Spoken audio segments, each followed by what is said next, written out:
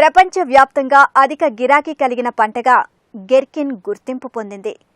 దోస జాతి పంట అయినప్పటికీ దీనిలో ఉన్న పోషక విలువలు, ఔషధ గుణాల వల్ల ఇతర దేశాల్లో దీని వాడకం విస్తృతంగా ఉంది.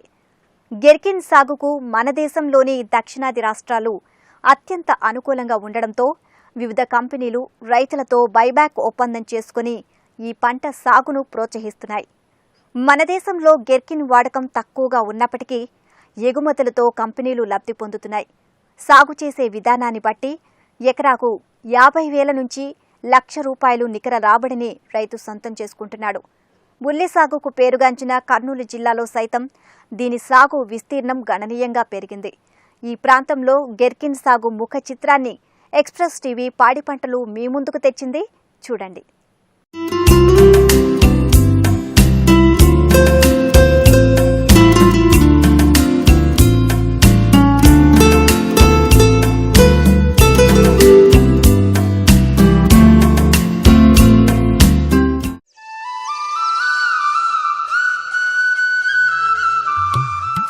తక్కువ కాలంలో అధిక రాబడినిచ్చే స్వల్పకాలపు పంటగా ఇటీవలి కాలంలో గెర్కిన్ సాగు రైతుల ఆదరణ పొందుతోంది. దోస జాతికి చెందిన ఈ పాదుజాతి పంట శాస్త్రీయ నామం కుకుమిస్ సెటైవస్. నేల మీద సాగు చేస్తే కేవలం 65 నుంచి 70 రోజుల్లో ఈ పంట పూర్తవుతుంది. పందిర్లపై సాగు చేస్తే 100 నుంచి 120 రోజుల పాటు కొనసాగి రైతుకి మంచి ఆదాయాన్నిస్తోంది. నాటిన 30 రోజులకే కాయకోత ప్రారంభమై ప్రతిరోజు దిగుబడినిస్తుంది. అయితే దీని విశిష్ట గుణాల పట్ల రైతులకి ఇంకా సరైన అవగాహన లేదు. గెర్కిన్ కాయల్ని పచ్చళ్ల తయారీకి, సౌందర్య క్రీముల తయారీలోనూ ఉపయోగిస్తారు. మనిషి శరీరంలోని నీటి శాతాన్ని పెంచటం, క్యాన్సర్ కారకాల్ని నిరోధించటం, బీపీ తదితర దీర్ఘకాలిక వ్యాధుల్ని అరికట్టడానికి ఉపయోగించే మందుల తయారీలో గెర్కిన్ కాయలను వినియోగిస్తున్నారు. మహిళలకు జుట్టు పెరగడానికి గెర్కిన్ కాయ నుంచి నూనెల్ని తయారు చేయడం ఆసక్తిని కలిగిస్తోంది. ఇలా అనేక రకాలుగా గెర్కిన్కు డిమాండ్ ఉండడంతో మన దేశం నుంచి గెర్కిన్ని ఎగుమతి చేసేందుకు వివిధ కంపెనీలు రైతుల చుట్టూ తిరుగుతున్నాయి. ప్రధానంగా రాయలసీమ, తెలంగాణ జిల్లాల్లో ఈ పంట విస్తీర్ణం గణనీయంగా పెరిగింది. చిత్తూరు జిల్లా, కుప్పం పరిసర ప్రాంతాల్లో అధిక విస్తీర్ణంలో సాగులో ఉంది. మన దేశంలో ప్రధానంగా దక్షిణ భారతదేశమైన కర్ణాటక, తమిళనాడు, ఆంధ్రప్రదేశ్ రాష్ట్రాల్లో గెర్కిన్ సాగుకు అత్యంత అనుకూల వాతావరణముంది.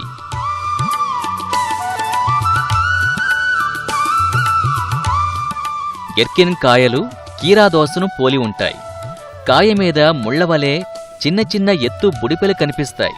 కీరాదోస వలె పొడవుగా పెరిగే స్వభావం ఉన్నప్పటికీ గెర్కిన్ను చిన్న సైజులోనే కోయాల్సుంటుంది.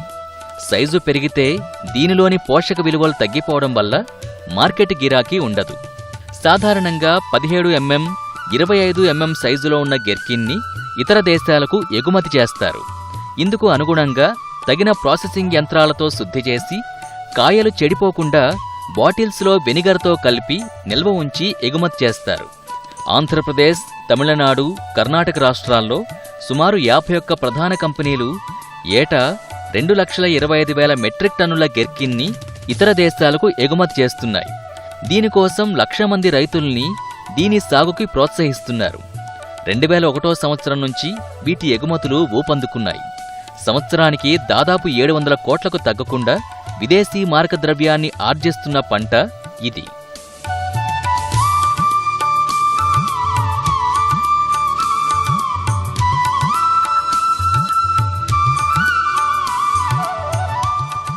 గెర్కిన్ సాగు చేయాలంటే ఈ పంటను ఎగుమతి చేసే కంపెనీలతో రైతుకి బైబ్యాక్ ఒప్పందం తప్పనిసరి. తెలంగాణ, రాయలసీమ జిల్లాల్లో దాదాపు 20 కంపెనీలు ఈ పంట సాగుని ప్రోత్సహిస్తున్నాయి. నీరు ఇంకే ఎర్ర నేలలు, ఇసుకతో కూడిన సారవంతమైన గరప నేలలు సాగుకి అనుకూలంగా ఉంటాయి.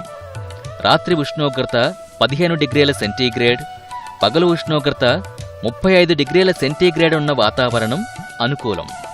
జూన్ నుంచి మార్చి వరకు ఈ పంట కొనసాగుతుంది. అయితే శీతాకాలంలో దిగుబడి తక్కువ వస్తుంది. డిసెంబర్, జనవరి నెలల్లో విత్తిన పంట నుంచి అధిక దిగుబడొస్తుంది. గెర్కిన్ కాయ కోతలతో చూడముచ్చటగా ఉన్న ఈ ప్రాంతం కర్నూలు జిల్లా దేవనకొండ మండలం పి కోటకొండ గ్రామంలోనిది.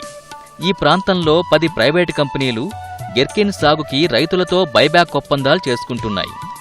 రైతులు పంట మార్పిడిని అనుసరిస్తూ సంవత్సరానికి 3 దఫాలుగా ఈ పంటని పండిస్తున్నారు. నాటిన 30వ రోజు నుంచి ప్రతిరోజు కాయకోతలు జరపాలి కనుక కూలీల ఇబ్బంది రాకుండా ప్రతి రైతు ఎకరం 2 ఎకరాల్లో మాత్రమే ఈ పంటను వేస్తున్నారు. సాగుకి అవసరమైన సాంకేతిక సలహాల్ని, యాజమాన్యాన్ని కంపెనీ ప్రతినిధులు పర్యవేక్షిస్తుండడం, ప్రారంభపు పెట్టుబడిలో విత్తన రూపంలో కొంత ఊతమిస్తుండడం వల్ల రైతుకు సాగు సులభంగా మారింది. ఇది దోసకాయ, ఇది 2 నెలల పంట. ఇది దీన్ని నాటేటప్పుడు ఎకరాకు బస్తా 2 బస్తాలు డిఏపి వేసి నాటాలి. దీన్ని నాటిన తర్వాత 30 రోజులకి కోత వస్తుంది. ఇత్తనాల ఖర్చు వచ్చేసి ఎకరాకు వచ్చేసి 6,000 దాకా వస్తుంది. ఈ లేబర్ కూలీ ఒక 20,000 దాకా వస్తుంది. మొత్తం 1,20,000 దాకా ఇది పంట వస్తుంది. ఒక 40,000, 50,000 దాకా పోతుంది. ఆ ఎకరకు వచ్చేసి 60-70,000 రైతుకి ఆదాయం వస్తుంది. తక్కువ టైంలో ఇది 70 రోజుల లోపల పూర్తి అవుతుంది. ఇప్పుడు నేను ఇంతకుముందు నెక్స్ట్ 2 ఎకరాలు పెట్టినాను. దాదాపు నాకు ఎకరకు వచ్చేసి 60-70,000 దాకా మిగిలినాయి. 2 ఎకరాల మీద 1,50,000 మిగిలినాయి. అన్ని పంటల కన్నా మీరు తొందర వస్తుంది పంట కూడా. 1 ఎకరన్నర పెట్టిన దోసకాయ ఇప్పుడు 30,000 దాకా లాభం ఉంది. మరి ఒక 70,000 దాకా రావచ్చు. ఇప్పుడు కూలీలు డైలీ వారం తప్పి వారం 10 మంది కూలీలు పెట్టుకుంటున్నా. 10 క్వింటాల వరకు వస్తున్నాయి దోసకాయలు. మన వర్షాకాలంలో జూను, జూలై, ఆగస్టు నెలలో 3 నెలల్లో వేసే విధానం లేకపోతే 3 నెలల్లో వేసుకుంటే బాగా వస్తుంది పంట. ఇప్పుడు ఎండాకాలం అనుకుంటే అంటే ఇప్పుడు నవంబర్ నుంచి స్టార్ట్ చేసుకున్నాం. నవంబర్, డిసెంబర్, జనవరి వరకు కానీ పనిచేస్తుంది. పంట పండితే గ్యారెంటీ రేట్ అనేది ఒక ధైర్యం. కాకపోతే లేబర్ ఖర్చు అయితే మనకు భారీగానే ఉంటుంది. అయినా రేట్ గ్యారెంటీ కాబట్టి రైతుకు ఎకరా వేస్తున్నాడంటే కనీసం ఒక 50,000 రూపాయలు మనకు గట్టిగా వస్తుందని. సపోజ్ నేను ఇప్పుడు ఎకరన్నర వేసుకున్నాను, కనీసం 1 నెలలో పంట స్టార్ట్, 2 నెలలు 60 రోజుల్లో పంట అయిపోతుంది. ఎకరన్నర పైన కనీసం 60-70,000, 80,000 దాకా మిగులు బాటద్దని ఆశ. గెర్కిన్ సాగును ఈ ప్రాంత రైతులు ఎర్రగరప నేలల్లో సాగు చేస్తున్నారు. జనవరి నెలాఖరు వరకు ఈ పంటని విత్తుతారు. ఎకరాకు 200 గ్రాముల విత్తనం అవసరమవుతుంది. దుక్కిలో ఎకరాకు 1 టన్ను పశువుల ఎరువు, 50 కిలోల డిఏపి, 50 కిలోల పొటాష్ చొప్పున వేసి బోదెలు తయారు చేసుకుంటారు.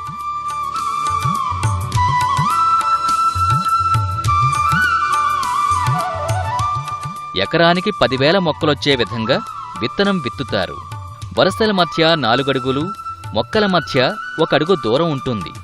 గెర్కిన్ నీరు ఎక్కువ అవసరమయ్యే పంట. కాయలో 90% నీరుంటుంది. పంట తొలి దశలో నాటిన 30 రోజుల వరకు ప్రతి 3 రోజులకు 1 తడి చొప్పున ఇస్తారు. అయితే కాపు ప్రారంభమైనప్పటి నుంచి ప్రతి రోజు విడిచి రోజు నీరందించాల్సి ఉంటుంది. పారే నీరు మొక్కల మొదళ్లకు తగలకుండా జాగ్రత్త వహించాలి. విత్తిన 10 రోజుల నుంచి ప్రతి 10-12 రోజులకు ఒకసారి చొప్పున 3 దఫాలుగా ఎరువుల్ని వాడుతున్నారు.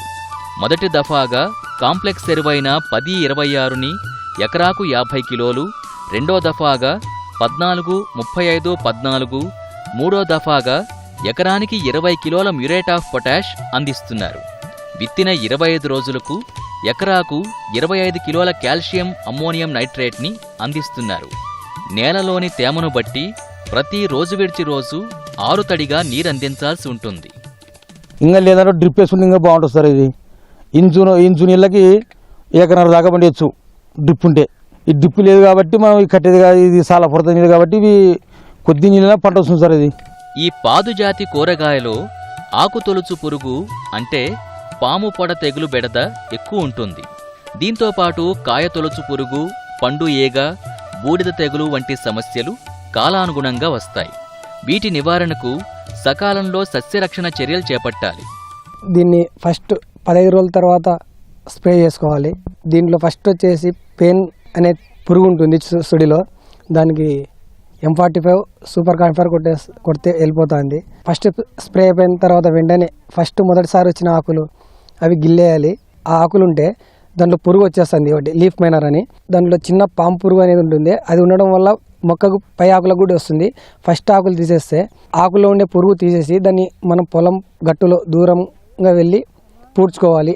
తర్వాత మొక్క కొంచెం పెరుగుదలకు వచ్చిన తర్వాత దోమ, చీడపీడలు రాకుండా మందులు కంపెనీ వాళ్ళ పద్ధతి ప్రకారమే కొట్టాల్సి వస్తుంది.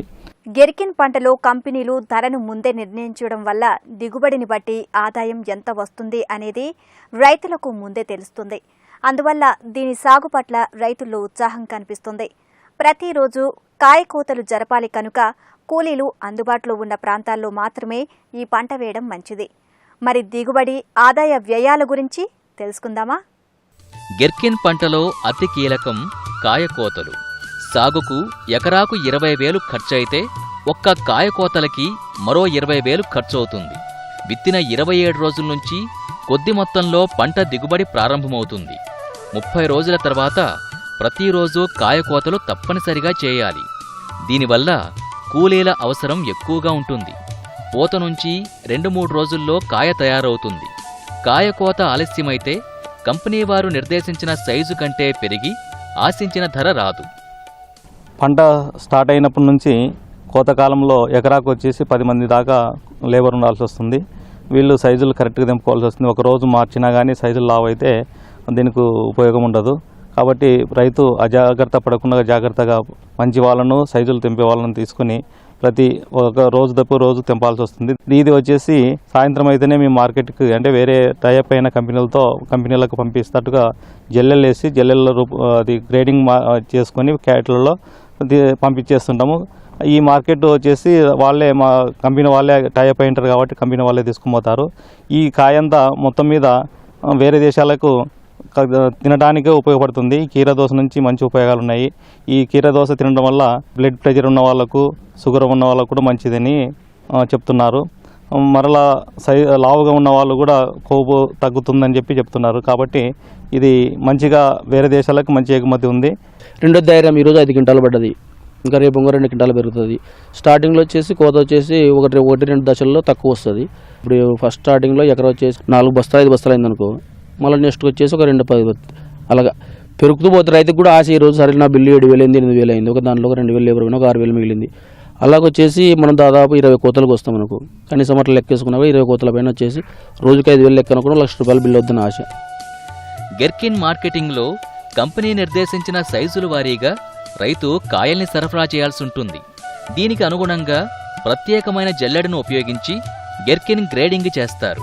కంపెనీ కొనుగోలు కేంద్రం వరకు రైతు పంటను చేరవేయాల్సి ఉంటుంది. జల్లెడలో మొదట చిన్న సైజు అంటే 17 mm కాయలను వేరు చేస్తారు. ఆ తర్వాత 25 mm ఇలా మిగతా గ్రేడ్లను వేరు చేస్తారు. 3 సైజుల వరకు కంపెనీలు కొనుగోలు చేస్తున్నాయి. గ్రేడును బట్టి ధర ఉంటుంది. మిగతా వాటిని స్థానిక మార్కెట్లలో విక్రయించుకోవాలి. వాళ్ళ రేట్ల ప్రకారం ఇప్పుడు రేట్లు వచ్చేసి 17 mm ఇప్పుడు మనము వచ్చేసి 80+ అని ఇస్తున్నాము. అంటే కేజీకి వచ్చేసి 80 కాయలు వస్తుంటాయి. అది 80+ వచ్చేసి 1700 కింద ఉంది. తర్వాత 30+ వచ్చేసి అది ₹1000 దాకా కింద ఉంది. ఆ పైన వచ్చినది అది సైజు ఓవర్ సైజు ఉంటుంది, 30- అంటారు దాన్ని. దానికి వచ్చేసి ₹300 కంపెనీ వాళ్ళు ఇస్తున్నారు. మంచిగా దిగుబడి చేసుకుంటే మనం ఫస్ట్ గ్రేడ్, సెకండ్ గ్రేడే మంచి తెంపుకోవాల్సి వస్తుంది. అది తెంపుకోవడం వల్ల మొక్క చెడిపోదు, ఎక్కువ రోజులు పంట వస్తుంది. మంచిగా పంట చేసుకుంటే ఫస్ట్ గ్రేడ్లోనే దాదాపు ఎకరాకు వచ్చేసి 40-50 క్వింటాలు, రెండవ గ్రేడ్లో వచ్చేసి ఒక 50-60 క్వింటాలు, అంటే ఎకరాకు వచ్చేసి 10 టన్నుల దాకా పంట తీసుకోగలిగితే రైతుకు మంచి బెనిఫిట్ ఉంటుంది. యాజమాన్యం కాయకోతల పట్ల సరైన శ్రద్ధ చూపడం వల్ల గెర్కిన్ సాగులో రైతులు మంచి దిగుబడి పొందగలుగుతున్నారు. సాగు ఖర్చు ఎకరాకు 20 నుంచి 25,000 అవుతుండగా కోత కూలీలకు 20,000 ఖర్చు అవుతోంది. ఇప్పుడు నేను నాటబట్టి 7 సంవత్సరాలు అయింది. ఇప్పుడు 8 సంవత్సరాలు నాటుతుండా. ఏటా నాటుతూనే ఉండా. మాకేం నష్టం అయితే జరగలేదు. 2 ఎకరాలు అట్లా నాటుతాం. జనవరి, డిసెంబర్ నెలలో మంచి పంట వస్తుంది. ఎకరకు వచ్చేసి 10 టన్నుల వరకు దిగుబడి వస్తుంది. 1.5 మిగులుతుంది. మొత్తం ఖర్చులు, కూలీలు, లేబర్ అంతా పోయి. రైతుకు వచ్చేసి లేబర్ తప్పితే ప్రాబ్లం. ఈ పంట ఉంటే నష్టం అయితే ఏం హామీ లేదు. ఇది తక్కువ టైంలో పంట. దీనికి ఎకరాకు వచ్చేసి ₹7,000 విత్తనాలు కాస్ట్ అవుతుంది. ఒక ₹2,000 స్ప్రే మందులు అవుతున్నాయి. దాదాపు ఒక 6-7 దాకా ఫర్టిలైజర్ ఇవి అవుతున్నాయి. ఇది మంచిగా పంట తీసుకుంటే ఎకరాకు 1,00,000 నుంచి 1,20,000 దాకా పంట వస్తుంది. ఖర్చులు పోను 50-60 వేల దాకా మిగులుతుంది. నేల మీద సాగు చేయడం వల్ల ఈ రైతులు